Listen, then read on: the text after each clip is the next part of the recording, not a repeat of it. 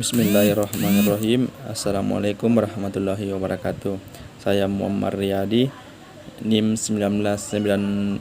1992152035 dari akuntansi terapan kelas A. Yang ingin saya jelaskan terkait dengan konsep investasi dalam saham.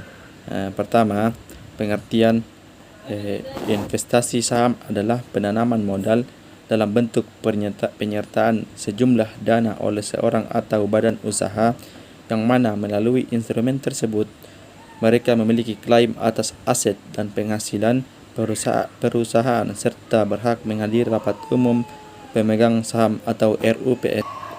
Selanjutnya, perbedaan equity dan cost method beserta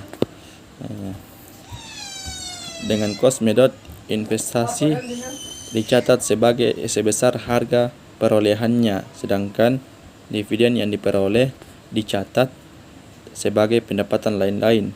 Perkiraan investasi jangka panjang akan dikredit dalam hal terdapat penerimaan dividen yang merupakan pembagian keuntungan yang berasal dari laba yang ditahan dari periode sebelum penyertaan tersebut dilakukan atau jika perusahaan anak menderita kerugian yang sangat material yang menyebabkan penurunan aset dan rentabilitas investor.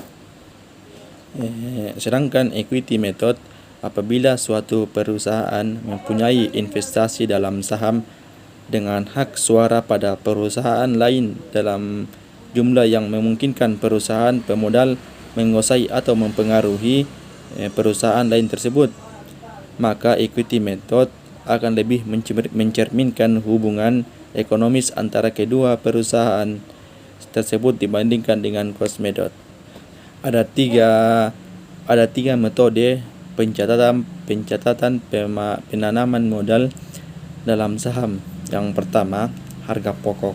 Yang kedua, kepemilikan. Yang ketiga, dengan dibuat laporan keuangan yang dikonsolidasikan untuk kedua perusahaan. Kesimpulannya, untuk memperoleh modal segar, perusahaan bisa melakukan IPO di bursa saham. Pencatatan saham perusahaan di bursa efek yang dilakukan dengan perencanaan dan perhitungan yang akurat serta strategi jangka panjang yang baik akan meningkatkan kinerja perusahaan.